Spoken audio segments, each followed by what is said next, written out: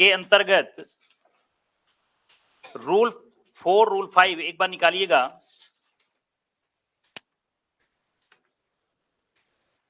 देखिए अंतरायवाचीवाद, जल्दी जल्दी बताइएगा। वाद पत्रों में जो कथन होंगे वो तो होंगे ही, इसके अलावा कौन कौन से अन्य कथन भी किए जाते हैं, बताइए सपना आप।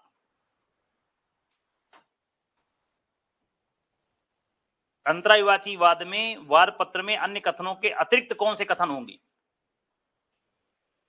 मतलब कल तुमने घर जाके नहीं पढ़ा है, अभी क्यों नहीं आ रही थी क्लास? आप हो गया रजिस्ट्रेशन? तुम फिर झारखंड का रहेगा ही होगा फॉर्म। मार्कशीट कब आई थी?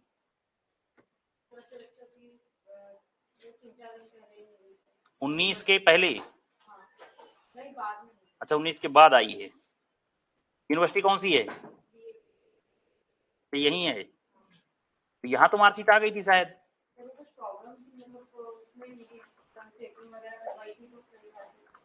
अच्छा क्योंकि पुष्पिता लोगों का तो रजिस्ट्रेशन हो गया है ना उसमें, अभी 19 तारीख को हुआ था। तुम्हारी एक अच्छी अपॉर्चुनिटी निकल गई क्योंकि वहां का फॉर्म भरना था। चलो कोई बात नहीं। बताओ निकिता कल तुम थी कि नहीं? अन्य तथ्यों के अलावा, हाँ कई लोग पढ़ रहे हैं, बताइए। प्रतिवादियों ने क्या क्या कथन कहे हैं इस बात को स्पष्ट रूप से दिया जाएगा, ठीक है। और उसके बाद आज क्या डेट है? 27 26 है? 27 है ना? क्या चीज? अच्छा यहाँ भी लिखा है, ठीक है। चलिए तो इसमें कल हमने जो पढ़ा था, पहली चीज प्रतिवादियों ने क्या क्या कथन किए। अंतरायवाचीवाद तो समझ में आ गया था ना सबको। इंटरप्रेटर सूट का मतलब क्या है? वादी और प्रतिवादियों के बीच विवाद ना हो के प्रतिवादियों के बीच है। कैसा विवाद है कल एक उदाहरण देके समझाया था, ठीक है। अब आगे मैं आपसे पूछता हूं, जैसे उनका प्रतिवादियों के पृथक कथन, और क्या कथन होंगे तुम्हें बताओ। दुरभिसंधि किसकी? पक्षकारों से, प्रतिवादियों से मेरी कोई दुरभिसंधि नहीं है। कौन कहेगा? ये वादी, ठीक है। और एक कथन और होगा, हाँ जो सबसे महत्वपूर्ण है वही नहीं बता रही हो तुम, ठीक है। प्रभार और खर्चे जो भी होंगे वह मेरे केवल उसमें दावा जो है, मतलब अंतरायवाचीवाद दायर करने वाला व्यक्ति जो वादी है उसका यह कथन स्पष्ट होगा कि मेरा उस संपत्ति पे किसी प्रकार का कोई दावा नहीं, सिवाय किसके? प्रभार और खर्चे को छोड़कर, ठीक है। ये हमने पढ़ लिया था। इसको कल मैंने कहा था इलस्ट्रेशन वाली कॉपी में भी लिखने के लिए, घर जाके नहीं लिखा होगा, नहीं अभी तुम बता देती 2-3, ठीक है। वो पॉइंट बोला था मैंने पूरा, जबकि छोटे छोटे हैं। अब आगे देखिए, जब तुम कह ही रहे हो कि मेरा उस संपत्ति पर कोई दावा नहीं है, तो अब न्यायालय का विवेकाधिकार है, वो कहेगा फिर तुम काहे के लिए परेशान हो रहे हो, ठीक है। तो तुम क्यों परेशान हो? यहां पर तुमको हम बाहर कर दें, तुम एक काम करो अपनी संपत्ति ला करके जमा कर दो। कहां? कोर्ट में। तो पहला एक क्वेश्चन ये आता है, क्या संपत्ति जमा करने का आदेश भी हो सकता है? हो सकता है। सोना चांदी, जैसे कल मैंने उदाहरण दिया था कि सोने की चैन है तो ये तो लाके जमा की जा सकती है। अब घर वगैरह है तो हो सकता है कि उसमें जमा तो होगा नहीं, तो हो सकता है पक्षकार लास्ट तक बना के रखें, ठीक है। हो सकता है बीच में ही मना करने की, चलो तुम्हारा कोई काम नहीं, किनारे जाओ, हम एक रिसीवर नियुक्त कर देते हैं। तो ये कोर्ट का अपना विवेकाधिकार है। अगर संपत्ति जमा करने वाली है तो वहां पर संपत्ति जमा करने का आदेश देगा, और कोर्ट यह भी कह सकता है कि दोनों आपस में लड़ रहे हो, मतलब ये तो तय कर रहे हो ना कि संपत्ति मुझे मिलेगी मुझे मिलेगी, तो एक काम करो इस पक्षकार को इतना प्रभार और खर्चे देके इसको अलग करवाओ, मतलब आधा आधा पैसा दे दो, या जिसका दावा पक्ष में होने वाला है कोर्ट को ऐसा लगा वो कह सकता है इसको पैसा दे दो, या ये भी कह सकता है कि तुम संपत्ति जमा कर दो, बाद में हम तय करेंगे पैसा कौन देगा। कोर्ट का भी एक अधिकार हो गया। तो न्यायालय आदेश दे करके ऐसी प्रॉपर्टी को जमा भी करवा सकता है अगर जमा करने योग्य है तो। अब ऐसा नहीं कि गाय है तो गाय को लाके जमा करवा दिया तो कोर्ट में समझने की समस्या हो जाएगी, ठीक है। तो वहां पर कहेगा तुम ही रखे रहो, कोई दिक्कत नहीं है। तो और इन्हीं में से एक को क्या बना देगा? वो वादी, ठीक है। कब अंतरायवाचीवाद दायर नहीं होगा बताइए, कल पढ़ा था। हाँ, पहले से ही पक्षकारों ने आपस में वाद कर रखे हैं तो अब अंतरायवाचीवाद नहीं होगा, ठीक है। जो हमने कहा न्यायालय में जमा कराने वाली बात कहां लिखी है? 35 का रूल तो निकालिए, ठीक है। अब तीसरा नंबर जो रूल 3 है उसको एक बार पढ़िएगा आप में से कोई। हाँ, वाद के प्रतिवादियों में से कोई प्रतिवादी वादी पर ऐसे वाद की विषय वस्तु की बाबत वास्तव में बात चला रहा है। हाँ, वहाँ न्यायालय जिसमें वादी के विरुद्ध वाद लंबित है, टिक लगाइए, वादी के वाद विरुद्ध लंबित है, पहले से केस लगा हुआ है, वहां पर उस न्यायालय द्वारा जिसमें अंतरवादी वाद संसित किया गया है, इत्तला दिए जाने पर वादी के विरुद्ध कार्रवाइयों को रोक देगा। वादी के विरुद्ध कार्यवाहियों को रोक देगा। कौन सी कार्यवाही को रोक देगा? अंतरायवाची वाद की। आगे, और ऐसे लोगों का वाद में वादी के जो खर्चे हुए हैं वे ऐसे वाद में उपबंधित नहीं किए जा सकेंगे, क्योंकि यदि और जहां तक वे इस वाद में उपबंधित नहीं किए जाते तो और वहां तक अंतरवादी वाद में उपकर इसके खर्चों में जोड़ा जा सकेगा। कहने का मतलब यह है कि मान लो तुमने केस लगा दिया, अब तुम्हें नहीं पता था या हो सकता तुम्हें पता भी रहा हो कि इन दोनों ने पक्षकारों ने आपस में केस पहले ही लगा रखा है।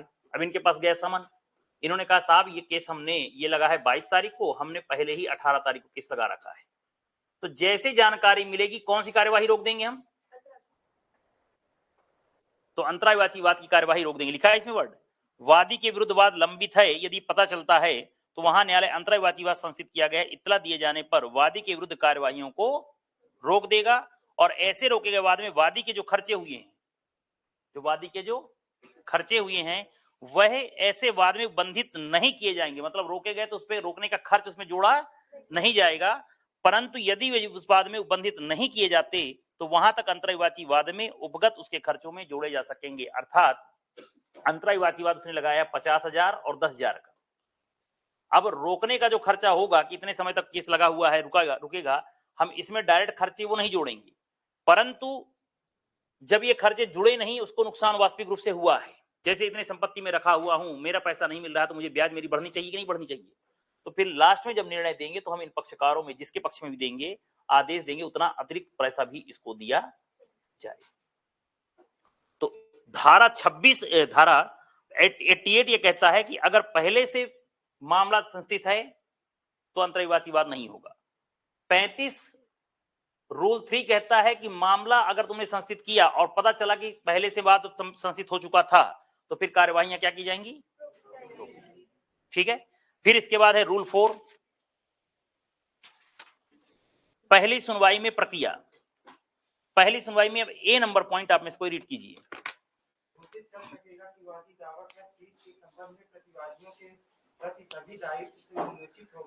हाँ, कौन? वादी उन्मोचित। लिखा है, लिखा है। तो कोर्ट में प्रक्रिया होगी, पहले से मामला चल रहा था, पहली सुनवाई हुई, वो चाहे तो इसको अलग करे या पहले कार्रवाई चल रही तो घोषित करेगा। तो कौन उन्मोचित हो गया है? किसका काम है ये? न्यायालय का। न्यायालय घोषित करेगा कि ये जो कार्यवाहियां थी इन कार्यवाहियों से वादी डिस्चार्ज हो गया। आगे ठीक लगाइए, इसकी कॉस्ट कितना हुआ है, कितना खर्च हुआ उसका कोर्ट में, इसको अधिनिर्णित कर देगा, डिटरमाइन करेगा और वाद में उसे खारिज करेगा। वाद खारिज नहीं करेगा, तो उसको अंडरलाइन कीजिए पूरा। ठीक है, क्लियर हो गया कि नहीं? बोलिए जो नए स्टूडेंट हैं, कोई समस्या तो नहीं? मतलब कोर्ट में केस आया, पता चला पहले से केस चल रहा है, तुम्हारा कोई काम नहीं है, तुमको हमने डिस्चार्ज किया, तुम्हारा पैसा जो था वो पैसे जो हैं हमने कॉस्ट जो है उसमें जाकर के जोड़ दिया वाद के खर्चे में, और ये डिसाइड कर दिया कि तुम इस मामले में कोई लेना देना तुम्हारा नहीं, तुम जाओ हटो, ये दोनों लड़ेंगे। दूसरा पॉइंट बी नंबर, यदि ये समझता है कि न्याय या सुविधा की दृष्टि से ऐसा करना अपेक्षित है, हाँ, तो वह वाद का अंतिम निपटारा हो जाने तक सभी पक्षकारों को बनाए रख सकेगा। अब ये रूल 4 में ध्यान रखना, ये न्यायालय का क्या है? विवेकाधिकार है। तो न्यायालय का विवेकाधिकार है दो। पहला विवेकाधिकार है कि वह वादी को उन्मोचित कर दी। वादी को क्या कर दी? उन्मोचित कर दी।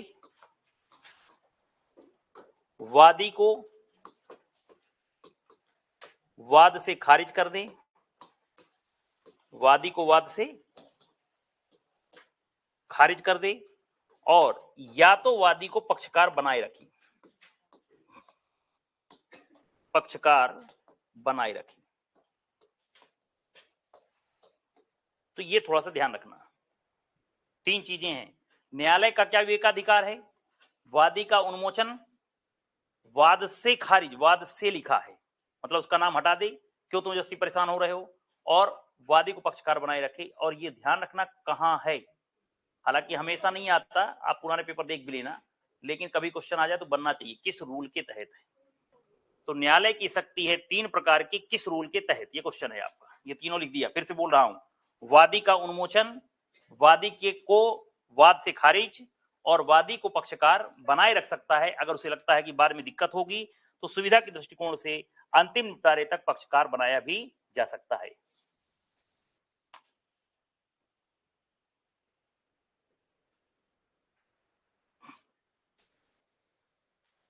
बना लिया? चलिए, अब इसके बाद अभिकर्ता और अभिधारी अंतरायी वाचीवाद संसित नहीं कर सकेंगे। तो कल मैंने आपको यह बताया था और आज समझाने के लिए बोला था। तो इसमें देखिएगा कि वादों के संस्थापन के संबंध में जो प्रावधान है कि अंतराविवाचीवाद इंटरप्लीडर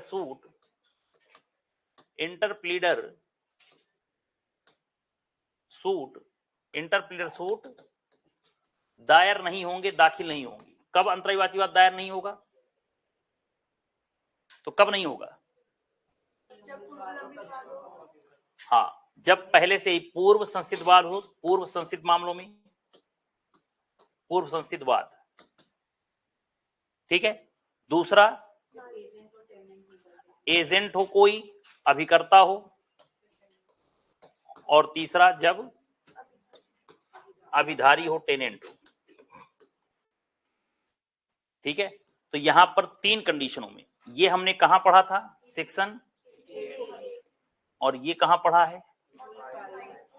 बहुत टफ पूछे तो ध्यान रखना।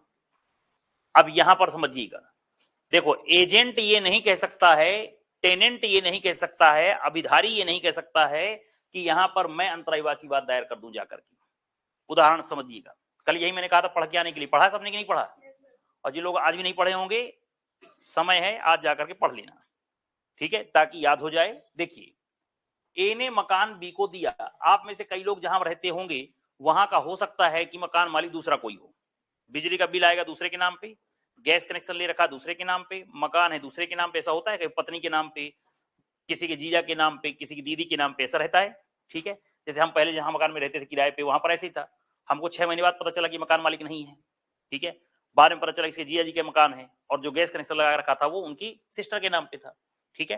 तो लेकिन एग्रीमेंट किससे बना? उनको हमने आज तक नहीं देखा था, लगभग 1.5 साल रहे थे उनके मकान में, वो रहते थे विदेश में, ठीक। सेम ऐसे ही था जहां अभी हम इसके पहले कोचिंग में थे, वो भी विदेश में, सभी विदेश में ज्यादा रहते हैं यहाँ की, ठीक है। तो एग्रीमेंट कौन कर लेता है? उनका कोई व्यक्ति। अब मान लो एग्रीमेंट हुआ ए के बी के साथ, ध्यान समझिएगा आप, ठीक है। अब यहां पर आप जब रहे 2 महीने बाद, 1 महीने बाद बिजली का बिल आया, और बिजली का बिल, या कई बार होता है कि बिजली का बिल पहले वही जमा कर दिया, 2 महीने बाद आया, उसने आजकल ऑनलाइन हो गया, वो भी बिजली का बिल तो घर आता नहीं है। तो अगर मान लीजिए आपने देखा और आपको लगा कि मकान मालिक ए नहीं बल्कि सी है, ठीक है, आपको पता चला, आप थे टेनेंट, ध्यान से समझिएगा, आपका एग्रीमेंट किसके साथ है? ए के साथ। दिल्ली में भी सेम यही है, दिल्ली में मैक्सिमम कोचिंग वालों का हॉस्टल चलता है, रूम चलते हैं। तो वहां पर क्या होगा कि एग्रीमेंट आपका ब्रोकर ही कर लेगा।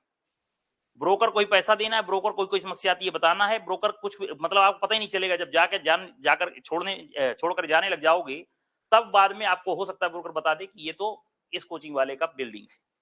तो कोचिंग वाला कहां तक बात करेगा? तो वो सब अपना मेंटेन करता रहेगा, हर महीने वो पैसा लेता है कि एक मकान का देखरेख का मैं 1000 लूंगा, किराया अगर उसका 20,000 रुपये आ रहा है तो 1000 उसको देने में कोई दिक्कत नहीं है, वो पूरा पैसा लेगा और ला करके उनके अकाउंट में जमा करेगा। एग्रीमेंट आपका और उसका होगा, ठीक है। हो सकता है कि नहीं, पावर ऑफ अटॉर्नी देने पर हो सकता है।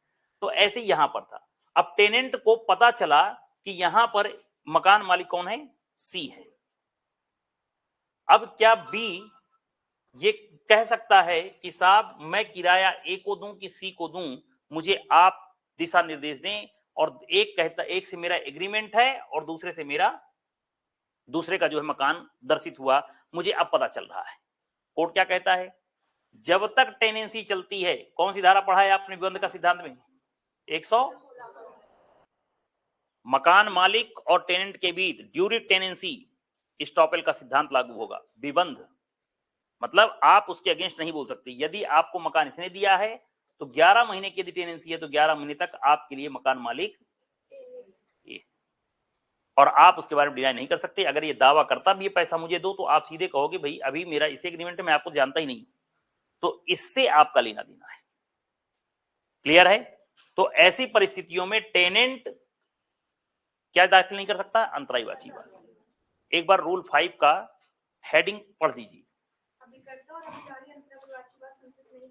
हाँ, संस्थित नहीं कर सकेंगे लिखा है। अब इसके बाद एजेंट की बात आती है। अब एजेंट में देखिए, हो सकता है जैसे आपने कोई सामान या आपने गाड़ी ला करके गिरवी मेरे पास रखी, ध्यान समझिएगा, मेरे पास रखा, अब मैं हूं ए, मैं अपने एजेंट को कहता हूं कि एक काम करो, इसको गोदाम में रख लो, तुम अपने गोदाम में रखो, रखने का पैसा मैं दूंगा, ठीक है। अब गाड़ी के मालिक आप हैं, ये मेरा एजेंट है, ये गाड़ी चला गया, रख लिया वहां। अब पता चलता है कि ए कहता है कि ध्यान रखना, ये गाड़ी मैंने तुमको दी है, मतलब किसी को देना नहीं, जब मैं बोलूंगा यहां से पर्ची बना के दूंगा तब गाड़ी वहां से रिलीज करना। इसने बोला ठीक है। सी पहुंचती हैं, ये पहुंची और इन्होंने कहा कि देखो गाड़ी के कागज ये हैं, आप ऑनलाइन चेक कर लो, मैं गाड़ी की मालकिन हूं, ये मेरा आधार कार्ड है, अगर नहीं दोगे ध्यान रखना तुम्हारे खिलाफ मैं चोरी का केस लगा दूंगी, ये गाड़ी मेरी है। इन्होंने कहा सर ने दिया था, सर जानी, आप सर से बात कीजिए। ध्यान रखना इसकी हैसियत क्या है। अब ये पूरा कागज दिखाएं, बेचारी डर गया ये आदमी। मैं कह रहा हूं कि तुम मेरे एजेंट हो, जो मैं बोलूंगा वो करना है। भाई गाड़ी मेरे पास रख के गई गिरवी में, गिरवी रख के गई है, मेरा पैसा नहीं दिया था इसलिए है, तो अब ये ले जाकर के मैं गाड़ी रखवाया एजेंट को। अब ये पूरा कागजात दिखाती हैं और यहां पर बी घबरा गया। क्या बी जाकर के ए और सी के खिलाफ अंतरायवाची बात कर सकता है? नहीं कर सकता कि कर सकता है? नहीं कर सकता। क्यों नहीं कर सकता? क्योंकि उसकी हैसियत क्या है? एजेंट की हैसियत है। तो अगर एजेंट की हैसियत है तो यहां पर वह अब केस नहीं लेगा, वो कहेगा आप मेरे ऊपर कोई भी केस करते रहो, मेरे मालिक ने जो कहा है मैं तो मालिक के प्रति वफादार हूं, आप उनको पैसा दीजिए, और वो कहेंगे तो मैं आपको, आप उनका कागज लाओ, मुझे ये रजिस्ट्रेशन वगैरह दिखाने का मतलब नहीं है। समझ में आ गया? और अगर आप यहां पर दिखा देते हो तब तो ठीक है, नहीं दिखाते हो ऐसा कागज तो काम खत्म। अर्थात ये कागज अगर दे दोगे तो ये गाड़ी तुम्हें दे देगा, नहीं है तुम्हें देगा या जैसा वो आदेश दे, क्योंकि वो उसका एजेंट है। एजेंट का काम क्या है? मालिक जो कहेगा वो काम उसे करना है, या मालिक का प्रतिनिधित्व थर्ड पर्सन के सामने करना। तो एजेंट अंतरायवाची बात दाखिल नहीं कर सकता। दिमाग में बैठ गया कि नहीं? तो कौन कौन नहीं कर सकता है? एजेंट और टेनेंट। टेनेंट वाला भी उदाहरण दे दिया, एजेंट वाला भी। अब एजेंट में लेकिन एक और समस्या है। देखिए, मेरे पास कोई सामान आप रख कर गए, ये पेटी है, और इस पेटी में आपने पूरा कोई भी सामान वगैरह रखा था, आप मेरे पास मान लो गिरवी रखी कि सर ये पूरी पेटी सोने चांदी से भरी हुई, लॉक लगाया, चाबी मुझे दिया, मैंने देखा खोल करके, और मैंने अपने एजेंट को कहा कि इस पेटी को तुम रख लो अपने पास, ठीक है, इसको ले जाकर के लॉकर में रख देना। एजेंट ने जाकर के रख दिया गोदाम में, या जहां पर मेरा लॉकर था। अब इसको मैंने दे दिया है, बी की पेटी है, आप बी हैं, और बी ने उस पेटी में अपना नाम वगैरह बड़े बड़े अक्षरों में लिखा था, नीचे उसने एक दो जगह टिक भी लगा रखे थे नाखून पालिश से कि ये मेरी है, ठीक है। तो यहां ये गया और इसने कहा कि, अब इसको पता था कि ये कहां पर रखते हैं सर, इसके पास गए, इन्होंने कहा कि ये जो पेटी रखी है ना ये मेरी है। उन्होंने कहा नहीं नहीं आपकी नहीं है, सर ने भेजा है, सर तो कह रहे थे मेरी है। बोले देखो इसमें ऊपर नाम लिखा है, ये देखो मेरा नाम, और पीछे पेटी आओ उल्टाते हैं अपन देखते हैं, पीछे नाखून पालिश से मैंने यहां पर 3 बिंदी लगा रखा है, और इस कलर की बिंदी लगी होगी तो मेरी पेटी है। उसने पलटाया और देखा 3 बिंदी रखी थी। उन्होंने कहा और देखो पीछे साइड यहां मैंने बिंदी बिंदी करके स्वास्तिक बना रखा है। अब समझ गए किसकी है? बोले चाबी मेरे पास है, चाबी से ताला खोल लो, और चाबी भी मेरी है, ये देखो हिटको का ताला लगा, हिटको की चाबी है, ठीक। तुम मुझे दे रहे हो कि मैं जाऊं थाने, क्या ये देने के लिए बाध्य है? बोलिए। अब वो घबरा गया, बोले तुम अपने मालिक का बताओ कि मालिक की है। उसने कहा मालिक ने मुझे कहा था। बोले देखो मेरे पास लिखित कागज है ना, तुम भी कानून पढ़े हो कि नहीं? उसने कहा नहीं पढ़ा, कभी कभी सुना हूं यूट्यूब में। तो लिखित को लिखित द्वारा, ध्यान रखना मेरे पास लिखित है, ये सब दस्तावेज मेरे पास हैं, जितनी चीजें हैं। तुम्हारे मालिक ने क्या तुमको मौखिक कहा है, तो मौखिक लिखित में क्या है? वो भूल गया कि मैं कोर्ट नहीं हूं, ये कोर्ट में चलता है, ठीक है। और यहां पर तुम मुझे नहीं दोगे तो मैं तुम्हें जेल भिजवा दूंगी या तुम्हारे खिलाफ कार्यवाही लगाऊंगी। अब पता चला कि यहां पर ये व्यक्ति डर के मारे क्या केस लगा देगा ए और बी के खिलाफ? नहीं लगाएगा, सेम जैसे पहले था वैसे हो गया। तो एक ये हो गया। लेकिन इसी में ये हुआ कि मान लो यहां पर ये आया, पैसा जमा किया पूरा, ठीक है, और पैसा जमा करके इसने, जैसे कई बार होता है ना, यहां जाके पैसा जमा करो और वहां जाके सामान ले लो, होता है, ठीक है। तो यहां इसने जाके पैसा जमा किया, इसने एक रसीद बना करके दे दिया कि आभूषणों की ये पेटी क्रमांक 101 जो है, ये प्री एजेंट मेरे रामू तुम इसको दे देना, ठीक है। इसको लिख के दे दिया, कागज, कागज इसके पास है, और एक आदेश इसको देता है, ये जाने लगा इसके पास, उसके पहले उसने एक आदेश भिजवा दिया कि मुझे अभी इससे पैसा लेना है और इसका कोई पैसा चुकता नहीं है, इसको पेटी मत देना। क्लियर हुआ कि नहीं? अभी कई बार ऐसा होता है ना कि मुझे पता नहीं था, आपके 2 पॉकेट आए थे मान लो ट्रांसपोर्ट से, मैंने एक का पैसा ले लिया और आप रसीद बना के बिल्टी बना के दे दिया, जाओ वहां से उठा लेना माल। अब आप वहां जा रहे तभी मुझे पता चला कि दूसरा बिल तो हुआ नहीं है, ये तो एक का पैसा दिया है आपने, 125 दो के देने थे, तो मैं तुरंत उसको फोन करके क्या बोला, दोनों माल मत देना। अब एक तरफ मैं बोल रहा हूं माल मत देना और एक तरफ लिख के दे रहा हूं कि इसको माल दे देना, ठीक है। अब यहां पर ध्यान से समझिएगा, दोनों बातों में फंस गया। यहां ये कागज लेकर के बैठा हुआ है कि तुम्हारे मालिक ने मुझे कागज दिया है कि कागज दिखाना, वहां से माल ले लेना, और यहां ये मालिक कह रहा है कि मुझे अभी इसको पैसा, मतलब पैसा मिला नहीं है, ये तो केवल कागज बना करके मैंने लिख के दे दिया है। तो भाई अब उसके पास एक लेटर इसका है, एक लेटर इसका है, और ये है कौन? क्या ये अंतरावाची बात दायर कर सकता है कि नहीं? अब ये कर सकता है। तो 35 रूल 2 का इलस्ट्रेशन नंबर बी एक बार निकाल करके, ए और बी दोनों पढ़िए उसको, दोनों इंपॉर्टेंट है। आभूषणों का बक्सा अपने अभिकर्ता के रूप में बी के पास ए निश्चित करता है। हाँ, सी का यह अभिकथन है कि आभूषण ए ने इससे सदोष अभी प्राप्त किए थे। ठीक है, वो सामने वाला कहता है कि मेरे आभूषण तुमने गलत तरीके से तुम्हारे मालिक ने प्राप्त किए, मुझे लौटाओ, मेरे पास बिल है। आगे, और वह उन्हें बी से लेने के लिए दावा करता है। हाँ, ए और सी के विरुद्ध अंतरवाची वाद बी संसित नहीं कर सकता।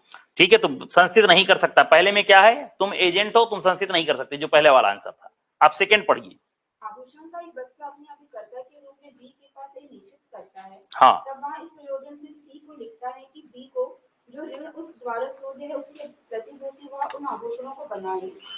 एक तत्पश्चात यह अभिकथन करता है कि सी के ऋण की पुष्टि कर दी गई है और सी उसके विपरीत अभिकथन करता है कि दोनों बी से आभूषण लेने का दावा करते हैं। ए और सी के विरुद्ध अंतरवाची वाद भी संसित कर सकता है। संस्थित कर सकेगा, पहले तो टिक लगाइए लास्ट लाइन को, ऑर्डर 35 रूल 5। अभिकर्ता ऊपर लिखा होगा संस्थित कर सकेगा मामला, अंतरायवाची वाद, और पहले वाले में क्या लिखा है, अभिकर्ता वाद संस्थित नहीं कर सकेगा। तो पहले निक्षिप्त करता है और इस प्रयोजन से गा को लिखता है कि गा को जो ऋण उस द्वारा शोधे हैं उसकी प्रतिभूति वह उन आभूषणों को बना ली, मतलब पहले लिख के देता है कि तुम जाकर के इससे बक्सा ले लो, और तत्पश्चात अभिकथन करता है कि गा के ऋण की तुष्टि कर दी गई, उसका कोई पैसा बाकी नहीं है, और यहां पर उसको आभूषण की पेटी मत देना, मतलब एक तरफ कहता है इसको दे देना, दूसरा कहता है इसको मत देना। अब जब दो कथन एक ही व्यक्ति के हों तो ऐसी परिस्थिति में सी इंतरायवाची वाद दायर कर सकता है, भले ही वह एजेंट। क्लियर है कि नहीं? तो ये ध्यान रखना 88 का, ठीक। तो ये ऑर्डर 35 रूल 5 और वादी के खर्चों का भार, इसको एक बार पढ़ दीजिए। रूल 6 वैसे आता नहीं है पेपर में, पर एक बार रीड करके रखेंगे, अच्छा रहेगा, पढ़िए। हाँ, चीज पर उसका भार डालकर या अन्य प्रभावी तौर पर कर सकेगा। न्यायालय को टिक लगा लीजिए, न्यायालय अन्य तौर प्रभावी तौर पर कर सकेगा, खर्चों और अन्य चीज पर भार जो है अन्य प्रकार से कर सकेगा, ठीक है।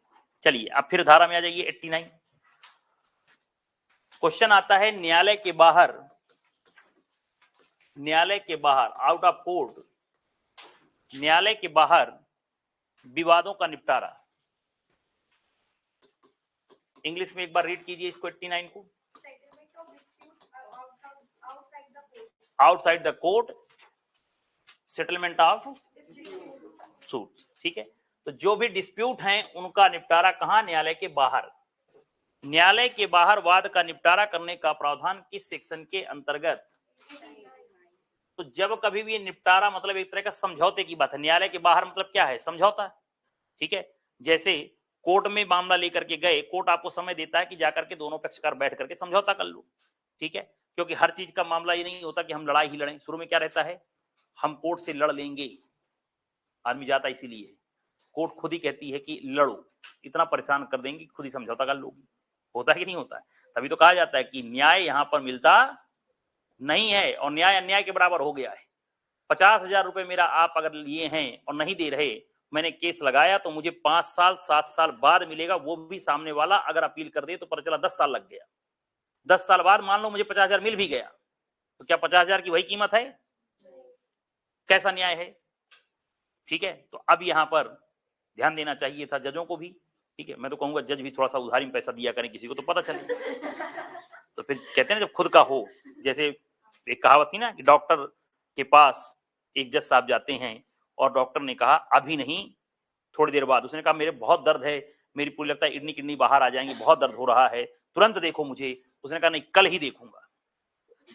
उसने कहा कल तक तो मैं मर जाऊंगा, ठीक है। उसने कहा अब समझ में आया, तुम्हारे पास आओ तो तुम भी तो यही देती हो, डेट पे डेट, आज नहीं सुनेंगे कल सुनेंगे, ठीक है, परसों सुनेंगे, तो मैं तो अभी कल की डेट दे रहा हूं तो ये हालत है, तुम तो अगले महीने की डेट देती होगी, 1 महीने बाद आना, ठीक है। तो यहाँ पर बाद में जज साहब समझ गए कि कहना क्या चाहता है, अर्थात डॉक्टर का टाइम नहीं है क्या भाई, वो उसने भी कहा कि तुम कल आ जाना, तब समझ में आया कि दर्द क्या है। और ये दर्द क्या है, जब कोई कोर्ट पहुंचता है तो वो दर्द और ज्यादा है, तभी तो पहुंचा है। हर आदमी क्या कोर्ट पहुंचना चाहता है? सामान्यता नहीं, ठीक है। हाँ, जो लड़ने वाले हैं जिनको काम ही यही है उनकी बात अलग है, लेकिन सामान्य आदमी क्या चाहता है, जहां तक वो विवाद खत्म करें, ठीक है। तो चलिए, तो न्यायालय के बाहर बात का निपटारा। अच्छा, ये भी बात सत्य है, अभी देखा होगा कोर्ट मैक्सिमम लोगों को जेल से बाहर निकालने की योजना ले आई है। डिफेंस काउंसिल की नियुक्ति हो रही है, 35,000 पेमेंट हो रही है, ठीक है, कि जेल भरी जा रही है अपराधियों से, और देखो अपराध बढ़ते जा रहे हैं लगातार। दोनों कारण यही है। अभी फिर आ गया 7 साल से पहले, जबकि पहले से 2008-9 का अमेंडमेंट पढ़ा था ना, 7 साल से कम मामलों में गिरफ्तारी नहीं होती थी। पर भाई आम पब्लिक को नहीं पता, अभी कल परसों पेपर में फिर आ गया कि आज भी है कि 7 साल से कम में गिरफ्तारी नहीं होगी। अब अपराधी को पता है कि यहाँ पर इतना तो यूट्यूब सिखाई दिया है कि आइए जानिए किस मामले में 7 साल की सजा नहीं, अब ये आ जाएगा यूट्यूब में, वही लोग बात बढ़ेंगे। पढ़ने वाला कम बढ़ता है। हमने 1 घंटे की वीडियो डाली है, उसमें देखना व्यूज उसमें कम आएंगे, और जो फालतू ज्ञान वाला होगा उसमें मोटिवेशन मैं दे दूं तो पता चला 1000 व्यूज तुरंत आ जाएंगे। इतना मोटिवेशन चाहिए लोगों को, ठीक है, ज्ञान नहीं चाहिए। अभी डालिए कि यहाँ पर कहां पर कौन से अपराध से कैसे बचें, ठीक है। अगर आपके पास पुलिस जेब में पा लेती है गांजा तो क्या करें, देखिएगा उसमें कितने जल्दी व्यूज बढ़ेंगे। ये सही है। हो सकता है कि वो फिल्म इंडस्ट्री वाले एक्टर एक्ट्रेस भी देख लें कि अगर अफीम पाई जाए तो उसमें कैसे बचें, कितने ग्राम की मात्रा रख सकते हैं, कितनी शराब आप गाड़ी में रख सकते हैं। अभी वीडियो बना के डाल दूं, उसके सब्सक्राइबर शराबी भाई इतना सब्सक्राइब होगा कि वहां पर सब पहुंच जाए, ठीक है। होता कि नहीं होता है? तो वहां पर कहने का मतलब क्या है, लेकिन जब ज्ञान की बातें होंगी तो अभी 7 साल वाले वीडियो बनेंगे तो उसमें आधे ज्यादा तो अपराधी देखेंगे कि यहाँ पर किन मामलों में नहीं होता। अभी देख लो रोज घटनाएं बढ़ रही हैं, जबकि यहाँ पर अपराध कम होना चाहिए था, लेकिन अब लगातार अपराधी। कल कोई दिखा रहा था कि मतलब मजाक मजाक में चाकू चला रहे हैं, शराब पीकर। कोई आया ना कल पेपर में कि आरटीओ के पास 2 लोगों को चाकू से मार दिया, कोई गाड़ी से जा रहा था, कोई लड़ाई झगड़ा नहीं है। फिर उसके बाद गए तो यहाँ ये क्या नाम है इसका, भंवरकुआं थाने के आसपास भी किसी ने 2 लोगों को चाकू से, बाइक सवारों को मार दिया। एक लड़का टहल रहा था, सॉरी एक स्टूडेंट कोई टहल रहा था, उसी को चाकू मार दिया और निकल गए। बाद में पुलिस ने जब फुटेज निकाला, दोनों घटना एक थी और ये था शराब के नशे में। मतलब शराब के नशे में मार रहे हैं। अब लड़ाई झगड़ा हो, कोई बात हो तो बात अलग है। उस बच्चे को जानता नहीं, खा के खाना टहल रहा था, उसको टहला दिया अच्छे से, ठीक है। वहां आ रहे थे, वहां पर पीछे चाकू से वार कर दिया, ठीक है। मतलब इंदौर में घटना हो रही, कहाँ? भंवरकुआं चौराहे के पास, और आरटीओ कोई लिखा था, कल पेपर में है, देखिएगा उसमें। मतलब इतनी घटनाएं बढ़ने लग गई कि लोगों का खौफ ही खत्म हुआ जा रहा है।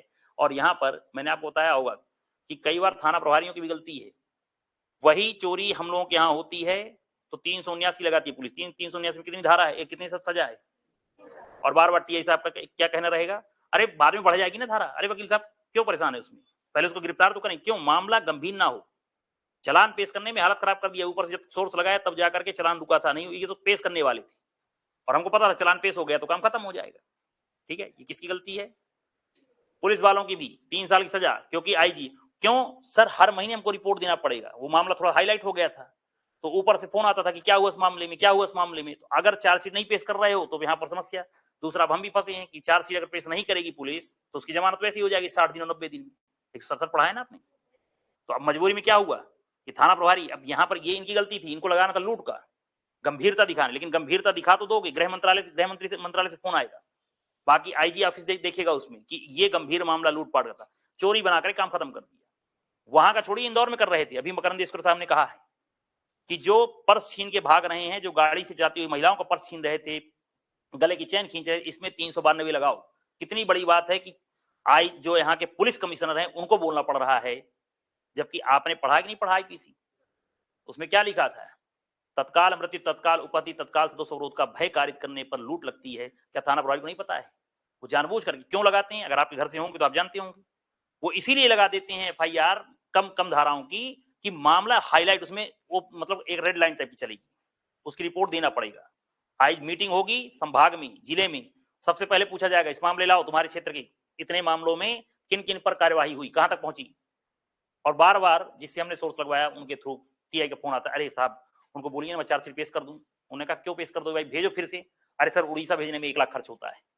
ठीक है, उनका 1 लाख ज्यादा महत्वपूर्ण था और उनको ये बात थी, और वो तो बीच में अंकल थे तो मैंने कुछ किया नहीं। मैंने कहा मैं लगाता हूँ हाई कोर्ट में, और हाई कोर्ट में यहाँ पर जब खिंचाई होगी इनकी तब पता चलेगा किसको भेजा है। और जब समझ गए तो फिर दोबारा उन्होंने फिर टीम भेजा कि यहाँ पर जाकर के काम ऐसा करना है वैसा करना है। तो कई बार गलती पुलिस वालों की रहती है। पुलिस वाले क्या करते हैं, धारा छोटी लगाएंगे। एक तरफ क्या आ रहा है, 379 में 3 साल की सजा है, बाद में पुलिस क्या कहेगी 379 में गिरफ्तार कर ही नहीं पा रही क्योंकि इसमें गिरफ्तारी करने का मतलब है नहीं, और 392 लगाए दे रहे हैं तो उनको जवाब देना पड़ेगा कि हर हफ्ते एसपी साहब आपको आकर के हालत खराब करेंगे। कोई भी नया एसपी आएगा तो देखेगा लूटपाट कितनी घटनाएं हुई, वो संवेदनशील एरिया हो जाता है ना। तो वहां पर सामान्य हम लोग क्षेत्र में इतनी चोरियां हुई, इतनी मतलब यही पैसा लेकर के भागना, पर्स लेकर के छीन करके भागना, कोई 1 लाख निकाल रहा है उसको लेकर के भाग जाना, वो सब घटनाओं में 379 अज्ञात के खिलाफ मामला दबा हुआ। 379 पुलिस वाले जब देखते हैं एसपी, हाँ ठीक है जाने दो, जबकि बनना क्या चाहिए 392। लोकल एरिया है, सब बेचारे व्यापारी हैं, डरते हैं कि यहाँ पर कौन पुलिस से बहस करे, जबकि आंदोलन होना चाहिए था उसमें।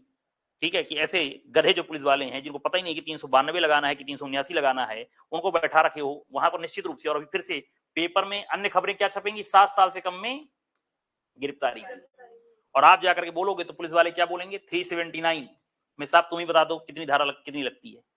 पहले ही मामला क्या कर दिया पुलिस ने, कमजोर कर दिया। ठीक है, और इसमें इंदौर में भी देखा होगा कि मकरंद देशकर साहब को बोलना पड़ा कि इसमें 392 लगाओ। ऐसा नहीं है मैं वहां की बात कर रहा हूं, वहां तो ठीक है चलो ग्रामीण क्षेत्र है, यहां इंदौर में भी पुलिस वाले क्या लगाते थे 379, और 379 कितनी सजा है 3 साल। 7 साल से कम में गिरफ्तारी। अब अपराधी ने अगर पढ़ लिया है तो क्या करेगा, वो तो यही करेगा ना कि घर में घुस के चोरी नहीं करेगा, घर के बाहर चोरी करेगा, जेब काटेगा, गाड़ी में जाओगे वहां से बस से जब उतरोगे तब जाकर मोबाइल से चोरी करेगा। ठीक है, पर्स छीनेगा। और घटनाएं लगातार क्यों बढ़ रही हैं, उसकी यही 2 कारण है। तो ध्यान रखना कि एक तरफ समझौते की कार्यवाही, अब जेल भरी जा रही है अपराधियों से, तो यहां पर राज्य सरकार ने निकाला है डिफेंस काउंसिल में कि भाई जो छोटे मोटे अपराधों में हैं उनको बाहर निकालो। लेकिन छोटे अपराधों में कौन से अपराध हो गए हैं, वही 7 साल से कम वाले।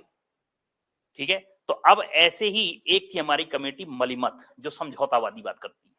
तो आपने मलिमत कमेटी वाली अनुशंसा पढ़ी होगी, सीआरपीसी में प्ली बारगेनिंग, वो भी समझौतेवादी थी कि मामला समझौते का हो, समझौता कर लें। ठीक है, हमारे और आपके बीच की लड़ाई है, हम आपस समझौता कर लें, लेकिन हम अपराधी से समझौता क्यों करें जो अपराध करने के लिए आया है, जिसको हम जानते नहीं है।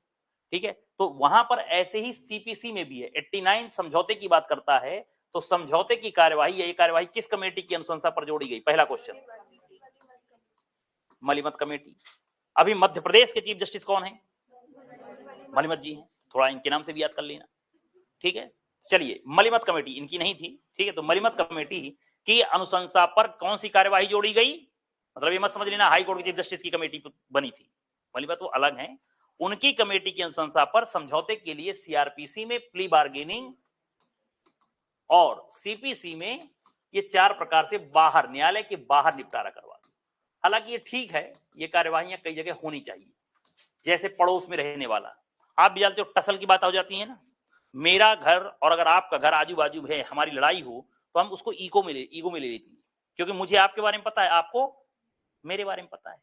तो कई बार हम आपस, तुमको आपको पता है कहां तक लड़ेगा, और मुझे पता है कि मैं ये कहां तक लड़ेगा या मैं कैसे इसको गिरा सकता हूं। जिसको नहीं जानते उससे आदमी डरता भी है। तो आपस के संबंध खराब ना हो। दूसरा, दो व्यक्तियों के संबंध खराबों में सबसे बड़ा असर पड़ जाता है उनके बच्चों पर, जो रिश्तेदार आते हैं उन पर। वैसे अगर कोई आएगा तो आपके यहाँ कोई व्यक्ति आए, मेरे यहाँ गाड़ी खड़ी कर दिया, मुझे गाड़ी हटवाना भी तो आराम से बोलूंगा ना, और लड़ाई है तो क्या करूंगा, उसी के सामने जाके लड़ूंगा, हो सकता है गाड़ी तोड़ ताड़ दूं, मेरे घर के सामने कौन खड़ी किया है, ठीक है। फिर छोटे छोटे बच्चे हैं बेचारे, आजकल देखा होगा माँ बाप की लड़ाई बच्चों पर भारी पड़ जाती है, ठीक है, तो बच्चों पर असर। तो ये बात सत्य है कि छोटे मोटे मामलों में क्या होना चाहिए, समझौता हो जाना चाहिए, इससे आदमी का ईगो जो होता है ऑटोमेटिक शांति से बैठ जाता है। कोर्ट पहुंचे, लेकिन कोर्ट एक गुंजाइश दे कि भाई पहले समझौता कर लो। जैसे पति पत्नी जब जाएंगे लड़के के, तो क्या चाहेंगी, पत्नी तो ये चाहेगी कि मेरे सामने खूब मारे इस पति को, पटक पटक करके मारे, पुलिस भी मारे, मजिस्ट्रेट भी मारे, खूब बेइज्जती करे, खूब गाली बके सब लोग, ठीक है। और बाद में जब समझौता हो गया तो क्या कभी चाहती है कि मेरे सामने मेरे पति को कोई कुछ बोले? फिर बोल के देख लो, यहाँ पर वो बुराई कर रही होगी और बाजू वाली भाभी ने कुछ बोला आपके पति के बारे में, फिर वो जो मुंह चला करके बोलेगी तब समझ में आएगा। उसके बाद घर आके बताएगी तुम्हारे लिए मैं किसी से भी लड़ सकती हूँ। बाद में कहा हाँ मुझे पता है, लेकिन मेरे से मेरी बेइज्जती करने के लिए तुम कोर्ट भी तो पहुंच गई थी, ठीक है। तो कोर्ट की बात अलग है, लेकिन बाकी जगह वहां पर जब मामला समझौते का होता है, जब दोनों 3-4 बार जाते हैं, उनको लगता है कि कुछ भी हो, ठीक है। जैसे हमारे एक स्टूडेंट का था भी, उसने बताया कि सर सब बुराई बताई पहले, मैंने कहा अच्छा तलाक लेना है मतलब, बोले हाँ सर। मैंने कहा एक बार बैठ करके अकेले में सोचना, या तो पाट बाबा चले जाना या तो कहीं और, आराम से बैठ करके पहले सोचना 2-3 दिन, ना मम्मी से पूछना किसी से नहीं, कि तुम्हारा मन क्या कहता है, पॉजिटिव नेगेटिव क्या है। थोड़ी देर बाद कहती है कि सर तलाक तो नहीं लेंगे, 32 साल बड़ी मुश्किल में तो शादी हुई है, और लव वालों से वैसे भी शादी कौन करता है, ठीक है, पीएससी वालों से कौन करता है, तो तलाक तो नहीं लेना, लेकिन वो सुधर जाए। मैंने कहा बस, तो आप दिमाग आ गया, यही पाट बाबा आ गया आपके पास। तो अब यहाँ पर बैठ के समझो कि सुधारना कैसे है, और नहीं सुधारना तो फिर मान लो कि जीवन अब यही है, हो सकता है आज नहीं कल सुधरी। लेकिन अगर अभी की बात है, क्योंकि बातों समझ में आ जाता है कि यहाँ पर ये तलाक लेना नहीं चाहती, ऐसा नहीं है दिल की खराब है वो, लेकिन अब उसकी मजबूरी है, वो भी गुस्से में है कि ये नहीं समझ पा रहा है तो मैं क्या करूं। कई बार लगता है पूरा जीवन, फिर ये भी लग रहा है कि मैं आगे क्या करूंगी। तो उस आधार पर उसका तुरंत दिमाग में, सर तलाक तो नहीं लेना चाहती, तो मैंने कहा फिर हर जगह बुराई मत करना, यहाँ पर वहां तक ये लिमिट रखो कि बस अब इसको सुधारना है तो उस पर दृष्टिकोण करो कि ये कैसे सुधरेगा, और अगर तलाक लेना है तो फिर बात खत्म करो कि दोनों यहाँ पर मामले, फिर जितने एलिगेशन लगाना है लगा करके उससे अलग हो जाओ, ठीक है। और मैक्सिमम लोग देखा होगा अंत में समझौता हो ही जाता है, ठीक है, अधिकतर देखा होगा ना, कोर्ट वगैरह भी अगर गए होंगे मामलों में सुनते हैं, पेपरों में भी देखना, पेपर क्या छापता है कि आज 121 जोड़े लोक अदालत में। आदमी सोचता ही है कि लोक अदालत में यही होता है क्या, ठीक है। तो मामला समझौता करवाओ, क्योंकि दोनों के बीच, क्योंकि अगर लड़ाई चलती रही तो कभी पति पत्नी को मार देता है, और आजकल की पत्नी पति को भी नहीं छोड़ती है, वो भी थर्ड पर्सन को ला करके उसको मरवा देती है, और कई बार तो लाश ऐसी जगह फेंकवाती है कि मिलती भी नहीं है, देखा है। तो विवाद खत्म होना भी जरूरी है। तो ऐसे ही सिविल मामलों में विवाद निपटारे के लिए मलिमत कमेटी ने अनुशंसा किया। अनुशंसा कब किया, तो एक चीज ध्यान रखना है, कब से जोड़ा गया, 89 ये आता है उत्तराखंड में। कब जोड़ा गया था, 1999। लेकिन लागू कब से हुआ है, 1 जुलाई 2002। तो ये 2002 से लागू हुआ, इसको लिख लीजिएगा, ये पेपर में आया है उत्तराखंड में, ध्यान रखना। जोड़ा गया 1999 लिखा है, हाँ, और 2002 से, हाँ, एक साथ 2002, ठीक है। तो डेट इसकी महत्वपूर्ण नहीं होती, डेट 5/7/2006 वहां लागू होगी सीआरपीसी वाली, वो पहले पूछी गई। हालांकि 2005 का अमेंडमेंट था, और 2007 या 6 के पेपर में जब आया तो 6 वाली डेट जो थी वहां वो पूछी गई थी। तो मलिमत कमेटी की अनुशंसा पर 2 कार्यवाहियां हुई।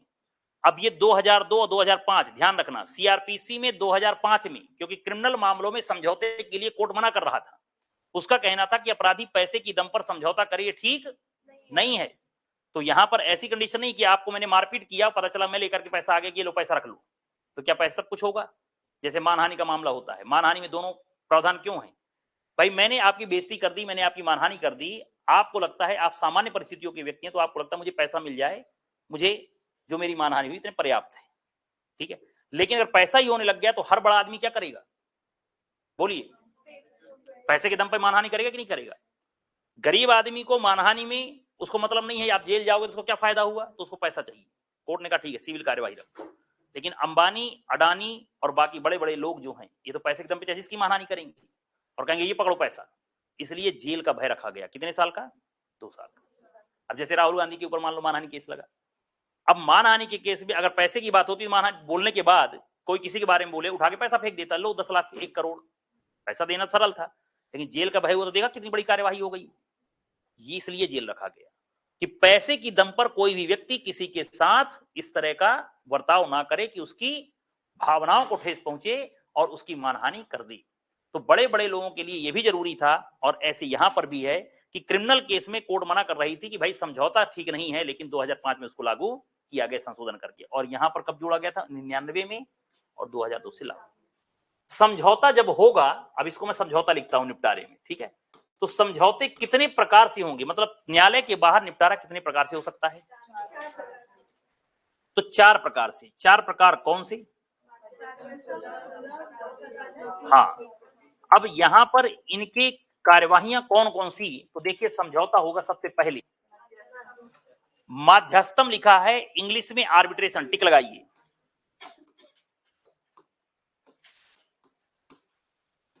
फिर है सुलह, कॉन्सिलेशन करके लिखा होगा। फिर होगा लोक अदालत, और फिर है, हाँ, अब ये हिंदी मीडियम वाले बच्चे थोड़ा ध्यान रखेंगे, मध्यस्थ। मध्यस्थ को क्या लिखा है, मीडिएशन, और मध्यस्थम को लिखा है आर्बिट्रेशन। तो ये ध्यान रखना, मध्यस्थ और मध्यस्थम 4 प्रकार से न्यायालय के बाहर विवादों का निपटारा हो जाता है। अब इन दोनों में एक एक्ट होगा, माध्यस्थम एवं सुलह अधिनियम 1996, ये दोनों में, मतलब क्वेश्चन है कि आर्बिट्रेशन के माध्यम से मामले का समझौता होगा, इसकी कार्यवाही कैसे चलेगी, तो कार्यवाही मध्यस्थम एवं सुलह अधिनियम 1996 द्वारा। लोक अदालत में लीगल सर्विस अथॉरिटी एक्ट 1980, विधिक सेवा प्राधिकरण अधिनियम लिखा है, विधिक सेवा प्राधिकरण अधिनियम, लीगल सर्विस अथॉरिटी एक्ट, ये एक्ट का नाम याद कर लेना। कभी डीएलओ का पेपर आए तो ध्यान रखना, सबसे महत्वपूर्ण यही है, उसमें गिने चुने पॉइंट रहते हैं डीएलओ वगैरह में, ठीक है, और डीएलओ का भाई ही जेएलओ है, तो वहां भी ध्यान रखना, ठीक है। तो यहां पर क्या होगा, विधिक सेवा प्राधिकरण अधिनियम, ये एक्ट का नाम पूछ लेते हैं वो लोग,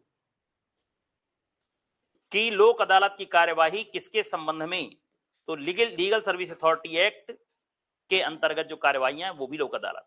और मध्यस्थ में क्या लिखा है, पक्षकारों के बीच में तय, मतलब पहले से तय कर लेंगे, जैसे हमारे और आपके बीच में विवाद हुआ तो हम मोहल्ले के एक वरिष्ठ व्यक्ति की अनुशंसा पर जो भी कहेंगे वो काम कर लेंगे, ठीक है। हमारे आपके बीच का विवाद है तो हमारी कंपनी से जो जुड़े हुए अन्य व्यक्ति हैं या कोई एक थर्ड पर्सन है, उस व्यक्ति के कहने पर हम मान लेंगे, या हमने लिख लिया जैसा हाई कोर्ट कहे। तो धारा 90 एक बार पढ़ लेना, तो इसी से जोड़ करके समझा देता हूं मैं, 90 90, हाँ, कोई व्यक्ति न्यायालय की राय के लिए किसी मामले का कथन करने के लिए लिखित करार करे, टिक लगाइए, ये इससे जोड़ करके याद कर लीजिए, और अच्छा है, हमने तय कर लिया कि हम हाई कोर्ट में एक केस लगाएंगे और हाई कोर्ट जैसा आदेश करेगा वैसा हम आगे कार्यवाही में करेंगे। मान लो हमारे और आपके बीच में विवाद हुआ, तो हम विवाद का निपटारा कैसे करेंगे, जैसा हाई कोर्ट ओपिनियन दे, तो ओपिनियन ऑफ हाई कोर्ट, तो लिखित करार कर ले, लिखा है, व्यक्ति न्यायालय की राय के लिए कथन करने के लिए लिखित करार कर ले, आगे वहां न्यायालय, तो इसको 2 प्रकार से पढ़ा जाता है, एक होता है संक्षिप्त प्रक्रिया, पक्षकार आपस में तय कर लें कि भाई न्यायालय में हम केस लगाएंगे, न्यायालय जो राय देगा उस आधार पर कार्यवाही करेंगे, तो ये हो गया मध्यस्थ में, या पक्षकारों के बीच तय। तो तय का मतलब क्या हुआ, लिखित करार बढ़ा गया, तो 90 भी से जोड़ के पढ़ लीजिए और अच्छा है। कोई समस्या किसी को, ठीक है। अब देखो, अब आपको लगेगा कि सर ये अच्छा न्यायालय के बाहर कार्यवाहियां हो जाती हैं, मतलब कोर्ट जाने की आवश्यकता नहीं है, तो ऐसा नहीं है, प्रारंभिक अवस्था में कोर्ट जाना पड़ेगा। अब देखिए समझना, 4 पॉइंट ये रटना है, क्वेश्चन यहीं से बनते हैं पूरे, कब से लागू हुआ, कब से यहां जोड़ा गया, तो जोड़ा गया तो कम आता है, ये वाला ज्यादा आता है, ठीक, किस कमेटी की अनुशंसा पर, मलिमत कमेटी, और समझौते की कार्यवाही या विवादों का निपटारा कितने प्रकार से, तो यहां। अब देखिए आगे पढ़ेंगे हम कि सेक्शन 89 के साथ ऑर्डर 10 रूल 1A से लेकर, अभी इसको पढ़िए नहीं, पहले यहां समझिए, फिर हम बताते हैं, अभी पढ़वाते हैं वहां। देखिए कोर्ट में मामला पहुंचा, ध्यान से समझना, अब जैसे सिविल मामले जितने भी दिमाग में आते हो सब अपने दिमाग में बैठाइए, उसी का एक उदाहरण बना लेते हैं। पति पत्नी कोई मामले हुए तो पहले कहाँ जाएंगे हम? कोर्ट में, कि मेंटेनेंस के लिए है, क्रुएल्टी के लिए है, तलाक के लिए है। तो भाई कोर्ट में मामला पहुंचा, कई बार कोर्ट ने देखा कि मामले में आखिर है क्या, महिला की पूरी बात सुना। जैसे मैंने अभी बताया आपको कि एक लड़की ने फोन किया, मान लो अपनी पूरी व्यथा, अपनी दुर्दशा बता रही। लास्ट मैंने कहा तुम शांति से बैठ करके पहले सोचो, गुस्से में बात मत करो, ठीक है? तुम्हारे मन में जितनी गुस्सा है वो सब या तो अपने दोस्त को या कोई भी व्यक्ति घर में है उसमें गुस्सा निकालो, और 2-3 दिन अलग रहने के बाद जाओ और कहीं सुनसान एरिया में या जैसे मंदिर में बैठ करके ध्यान से समझो कि मुझे, या कागज रख लो कि फायदा क्या है और घाटा क्या है, आगे मैं कैसे क्या करूंगी। किसी कहने पे मत जाना कि उसने कह दिया है, इसने कह दिया है, इससे कोई लेना देना नहीं है, ठीक है? हालांकि लास्ट में वही बात आई बेचारी की, ठीक, कई बार मुझे दया भी लगती है कि उसने ये बोला कि सर कुछ भी हो, अभी खर्चा नहीं दे रहा लेकिन खाने पीने खर्चा तो उठाएगा। अब नौकरी तो लगी नहीं, कोई ऐसा भरोसा तो है नहीं कि सिविल जज के भरोसे में तलाक ले लूं कि जज बन जाऊंगी। तो कहीं ना कहीं जो भी बीच में बोला था ना मैंने आपको कि पढ़ाई जब करने का ना मन पड़े तो ध्यान रखना, आप अपने जीवन का फैसला कई बार इसलिए भी नहीं ले पाते, कितना बड़ा जीवन है, कैसे निकलेगा।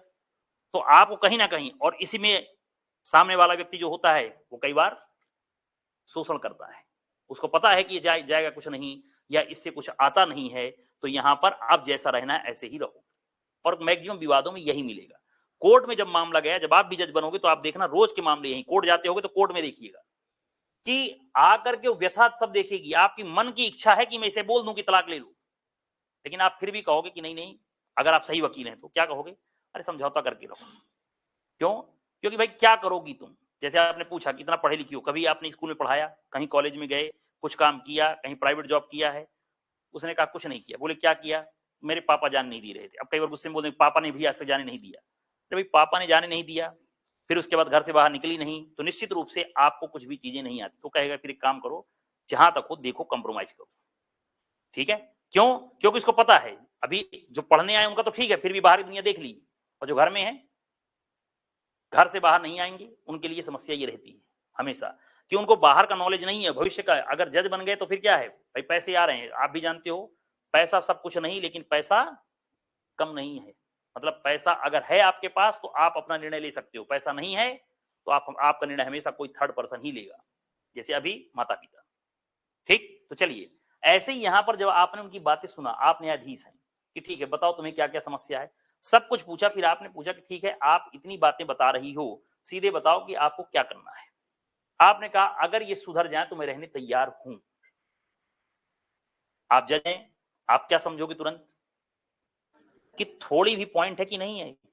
नहीं, लड़की ये बोलती ना मैं किसी भी कंडीशन में इसके साथ नहीं रहूंगी, और उस महिला ने, आप जज हैं, आपने कहा कि ठीक है आपने पूरी शिकायत की, मैंने सुन लिया, धैर्य से पूरा सुना, अब तुम बताओ तुम क्या चाहती हो, या आज तुम्हारी बात सुन रही है, अब तुम अगली पेशी में आना, थोड़ा समय दो उसको। फिर आए अगली बार, फिर पूछा, उसने कहा अगर ये सुधर जाए तो मैं रहने तैयार हूं।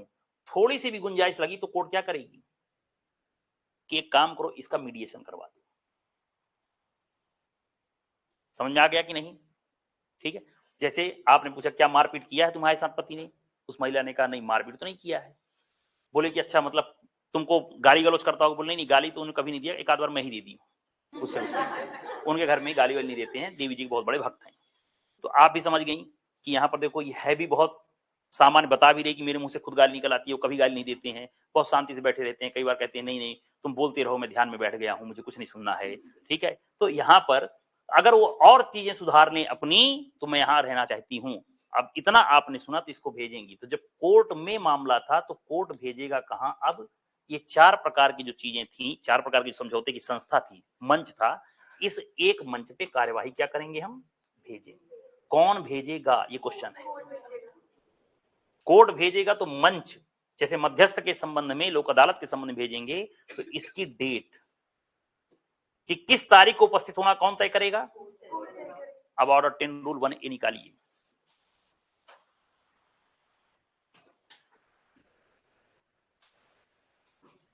पढ़िए उसे।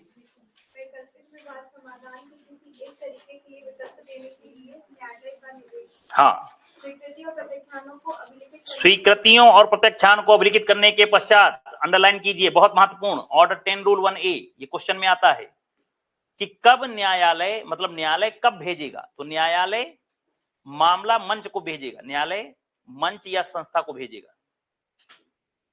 कब भेजेगा? हाँ, तो अब इसको लिख लीजिए, स्वीकृति और प्रत्याख्यान, यहाँ स्वीकृति और प्रत्याख्यान, एडमिशन एंड डिनाइल, दोनों अभिलिखित करने के पश्चात आगे न्यायालयवाद के पक्षकारों को धारा 89 के उपधारा 1 में विनिर्दिष्ट रूप से न्यायालय के बाहर समझौता के किसी भी तरीके का विकल्प देने के लिए निर्देश देगा। हाँ। पक्षकारों के विकल्प पर न्यायालय ऐसे मंच या प्राधिकरण के समक्ष पक्षकारों द्वारा विकल्प दिए जाएं, उपसंजात होने की तारीख नियत करेगा। ठीक है, तो रूल 1 में क्या करेगा, यहाँ पर लिखित स्वीकृति और प्रत्याख्यान अभिलिखित करने के पश्चात उपस्थिति की डेट तय करेगा। किसकी डेट? उपस्थिति की तारीख तय करेगा। कौन? यहां लिख लेना कोर्ट। ये बस 3 पॉइंट बना लीजिए। समझ में आ गया कि नहीं? उसने क्या कहा, मैंने कहा मुझे आपसे 50,000 चाहिए, आपने कहा नहीं सर मुझे केवल 40,000 ही देना है। कितने की लड़ाई है? 10,000।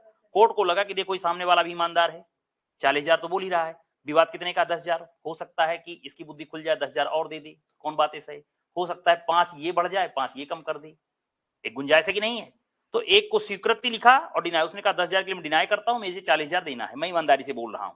अब सामने वाले ने 40 और 50, तो कोर्ट ने सोचा 10,000 का ही तो मामला है, तो इसको लिखो और एक 4 मंचों में किसी एक मंच में भेज दो। जैसे लोक अदालत में भेज दो, आर्बिट्रेशन करवा दो, काउंसिलेशन करा दो, या मध्यस्थम कार्रवाई करा दो, या मीडिएशन करा दो। ठीक है, अब भेज दिया। किस रूल के तहत भेजता है? क्वेश्चन है। स्वीकृतियां और प्रत्याख्यान अभिलिखित करने के बाद न्यायालय किसी मंच के सामने कार्यवाहियां भेजेगा कि 89 के अंतर्गत उसकी कार्यवाहियां की जा सके। कहां पर ये प्रावधान है? Order 10 rule 1A। ठीक है, अब इसके बाद जब भेज दिया तो फिर अब उस दिन आपको उपसंजात होना, डेट तय हो गई। तो उपसंजात की डेट कहां लिखी है? ऑर्डर 10 1B, पढ़िए उसको भी। हाँ, कोई बात नियम 1 के अधीन विनिर्दिष्ट किया जाता है, वहां पक्षकार वाद की सुलह के लिए ऐसे मंच या प्राधिकरण के समक्ष उपसंजात होंगे। अब ABC में इन्होंने अभी पढ़ा जैसे कि स्वीकृति और प्रत्याख्यान अभिलिखित करने के पश्चात, स्वीकृत प्रत्याख्यान अभिलिखित या अभिलिखित करने के उपरांत ठीक है, मामले को कौन? न्यायालय भेजेगा। न्यायालय मंच या प्राधिकरण में भेजेगा, प्लस दिनांक भी तय करेगा। ठीक है, और 1B नियत तारीख को उपसंजाति होगी। नियत तारीख को उपसंजात, किस नियत तारीख को उपसंजात होगा? तो कहां पर कौन होगा नियत तारीख उपसंजात? तो मंच या प्राधिकारी के समक्ष। कौन? पक्षकार। उपसंजात यहां पर लिख लेना कोष्टक में, पक्षकार। ठीक है, अब जब उपस्थित हुए, लोक अदालत में मामला आया, आपने कहा सर मुझे 50 नहीं 40 देना था, मैंने कहा नहीं 50 लूंगा। कोर्ट लोक अदालत ने कहा ठीक है भाई देखो तुम ईमानदार हो, 40 जब दे ही रहे हो, 10,000 में क्यों इतनी बात सुन रहे हो? उसने कहा नहीं सर 10,000 तो मैं दूंगा नहीं, चाहे कुछ भी हो जाए। ठीक है, चाहे खून की नदियां बह जाए। मैंने भी चिल्ला के कहा कि चाहे नाले बह जाए खून के, मैं भी 10,000 छोड़ूंगा नहीं। उसने कहा नदियां और नाले दोनों बात कर रहे हैं, मतलब मरने मारने पे उतारू हैं ना, ये 10,000 बढ़ने तैयार है ना ये 10,000 रुपए कम करने तैयार है। मतलब दोनों यहां पर, एक शेर तो दूसरा सवा शेर। तो ऐसी परिस्थिति में अब क्या करना चाहिए? तो वहां पर मंच को लगेगा कि हे न्यायालय तूने मुझे क्यों भेजा ऐसे खतरनाक प्राणियों को। ठीक है, जैसे कोर्ट में अभी देखा था बीच में एक शायद यूपी का मामला था, पति पत्नी का विवाद था। पति पत्नी के विवाद में कोर्ट ने यहां पर उनको समझाया।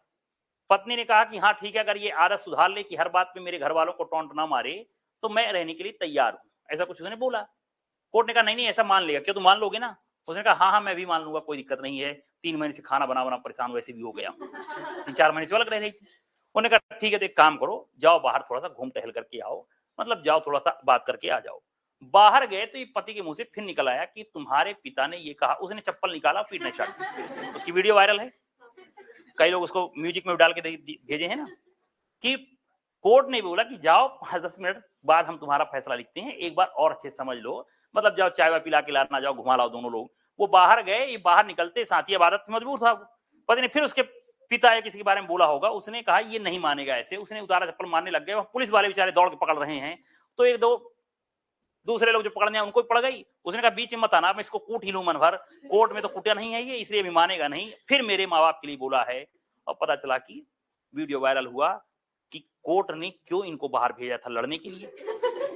कोर्ट तो ये समझ रही थी समझौते की कार्यवाही, बाद में ये समझ में आया कि कोर्ट ने अच्छा वो लिखा नहीं था समझौता हो गया है, नहीं तो पता चला कि घर जाकर एक दूसरे को, ठीक है। अब बेचारा उपति भी क्या है, सूखी लकड़ी था तो कम से कम उसको नहीं बोलना था, ठीक है। अब दुबला पतला था, वो दिख भी रहा है, और महिला थोड़ा सा ठीक ठाक ही थी, तो पता चला वो मार भी रही है, बेचारा कुछ कर भी नहीं पा रहा, मतलब उसका मुंह छोड़ के कुछ नहीं चल रहा हाथ पे, ठीक।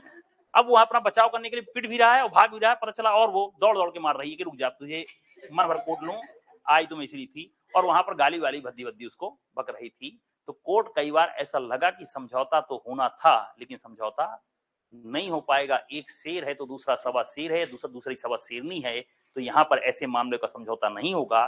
तो यहाँ पर अब ध्यान से समझना, 1C ये कहता है कि मंच या संस्था से मामला कहां भेजेंगे, संस्था में, ऐसा लिखिए,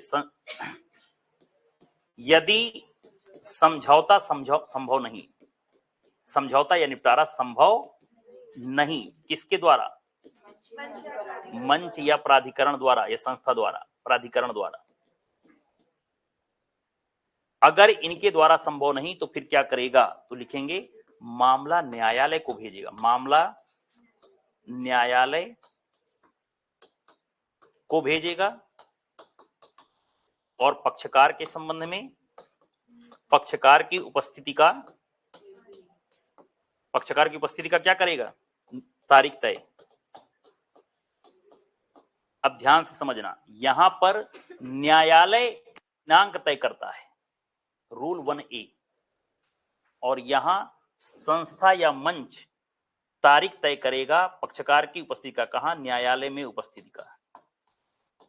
तो न्यायालय में उपस्थित की तारीख मंच द्वारा तय की जाती है, कहां पर, ऑर्डर 10 रूल 1C, और न्यायालय द्वारा मंच में उपस्थिति की तारीख तय की जाती है, ऑर्डर 10 रूल 1। इसमें कई बार फंस जाते हैं, क्वेश्चन पढ़ते समय थोड़ा ध्यान रखना।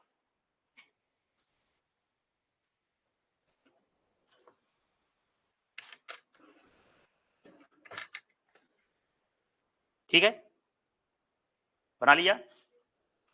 अब इसमें 90 में आ जाइए, 90 तो बता ही दिया अभी आपको, 90 के साथ एक बार ऑर्डर निकालिएगा 36।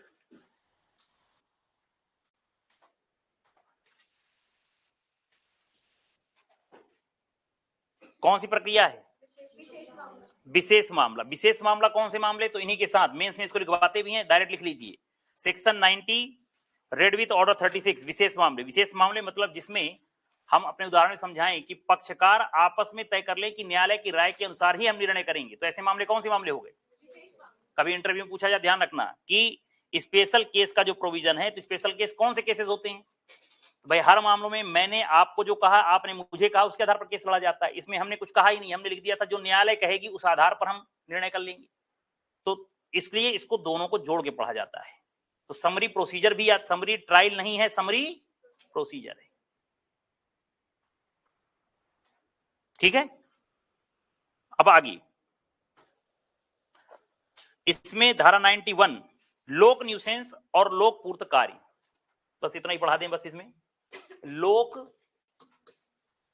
न्यूसेंस, पब्लिक न्यूसेंस और लोक पूर्त कार्य किस सेक्शन के अंतर्गत, हाँ, तो यहां पर इसको ऐसा लिखेंगे, यहां लिखेंगे 91 और 92।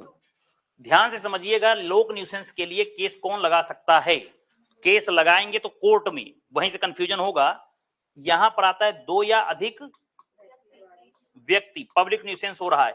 अब पब्लिक न्यूसेंस में भी ध्यान रखना, अगर जेल का डर नहीं होता, 268 में जेल का डर नहीं होता, तो बड़े बड़े लोग क्या करते, लोग न्यूसेंस करते कि नहीं करते, रोज पार्टियां होती और कहते ये लोग पैसा फेंक देते मुंह पे।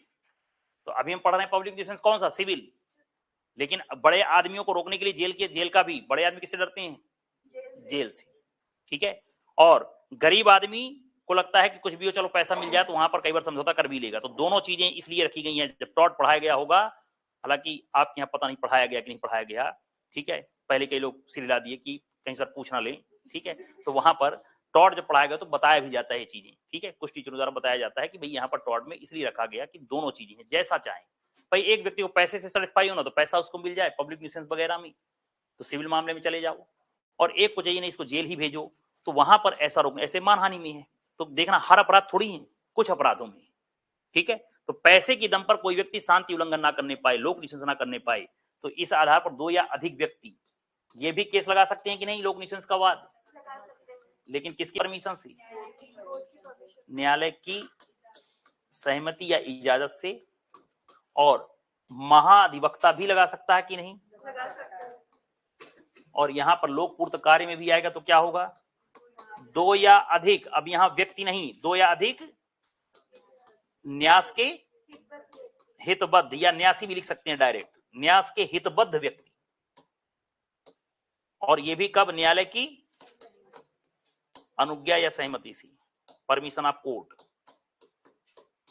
और महाधिवक्ता, ठीक है।